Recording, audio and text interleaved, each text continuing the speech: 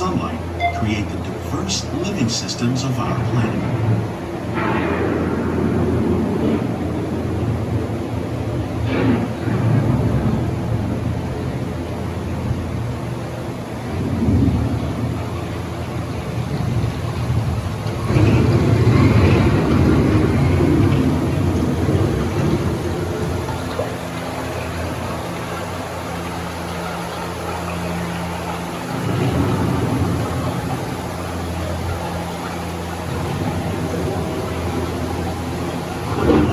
Living systems is the rainforest, home to the most amazing concentration of life on our planet.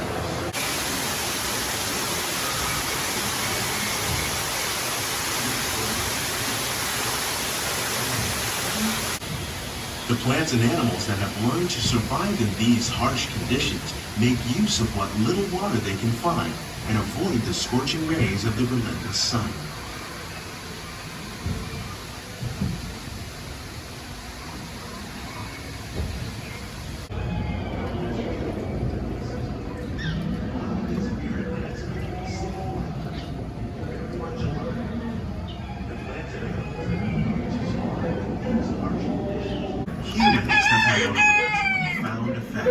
The need to produce food for a growing world led to the enormous use and sometimes overuse of the land. In our search for more efficient ways to grow food, we often fail to realize the impact of our methods.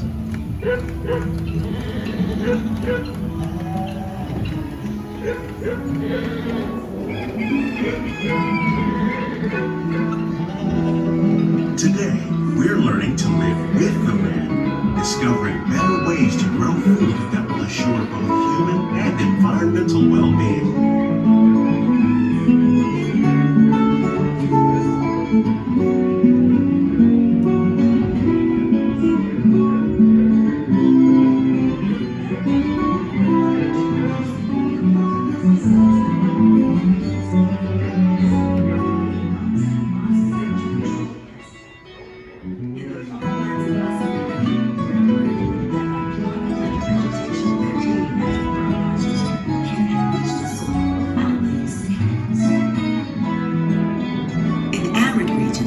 We're learning to produce food on desert seacoasts by developing and planting crops that thrive on salt water.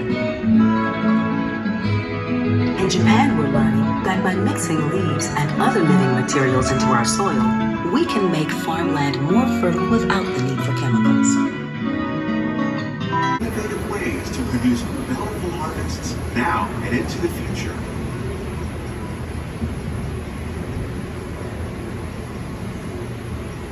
The tropics are home to the greatest diversity of plants on the planet. Many of these, like papaya, bananas, cacao, coffee, and rice, are well known around the world.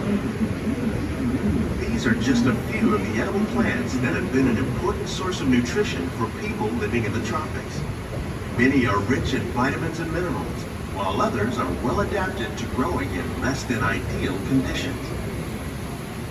Some, like the water lily, thrive in wet, swampy areas and waterways. All parts of this plant, even the flower petals, are edible. The starchy root of the plant has long been used to make flour for baking.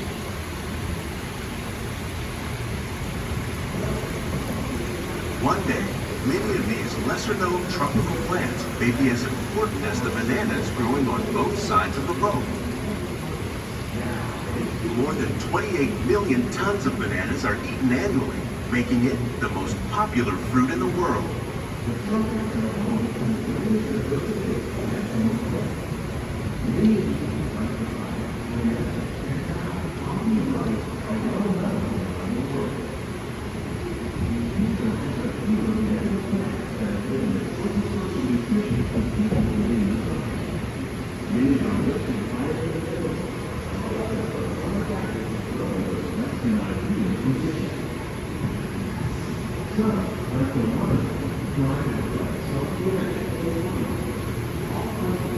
Each year, our small fish farm produces nearly 5,000 pounds of fish each year to serve in restaurants around Walt Disney World. Innovations like this one can play an important role in our efforts to produce bountiful harvests and still protect natural resources.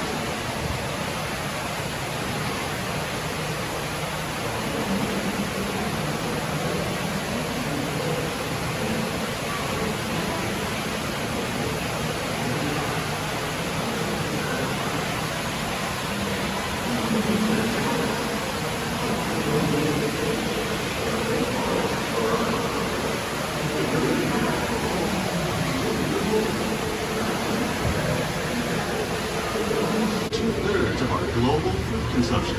Learning how to increase yields of these snails is an important goal of research around the world.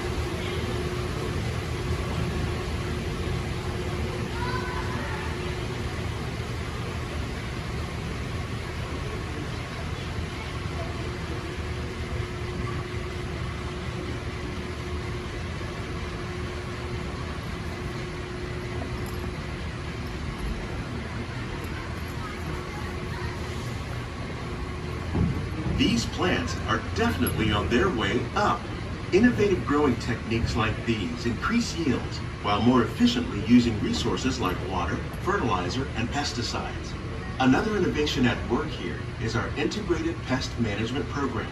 By populating our greenhouses with beneficial insects that prey on harmful pests like aphids and flies, we are significantly reducing our reliance on conventional pesticides.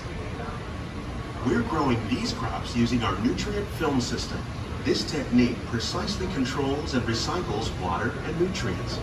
With it, we can produce over 27,000 heads of lettuce a year in this one small area.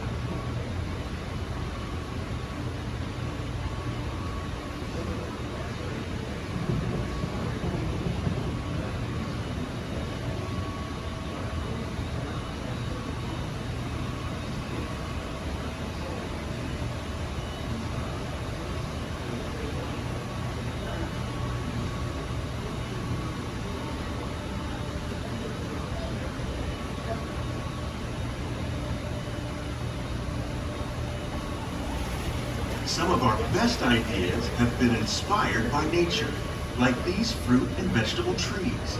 By growing these ground plants vertically, we can increase yields and better control diseases. These crops taste as good as they look. In fact, we serve more than 15 tons of produce from our greenhouses in restaurants here at the land every year.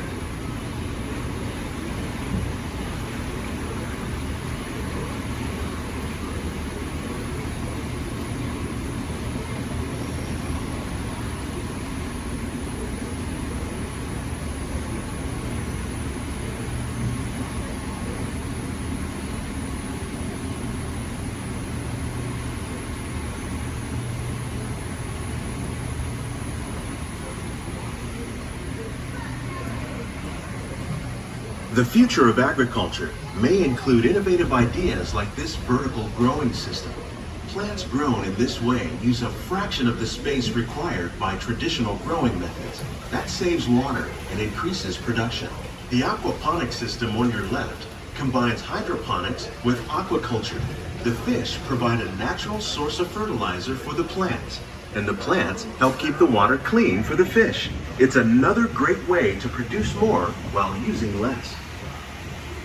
In our lab, Epcot scientists are working with the U.S. Department of Agriculture on a number of innovative projects. The goal of these efforts is to produce higher yielding and better quality plants.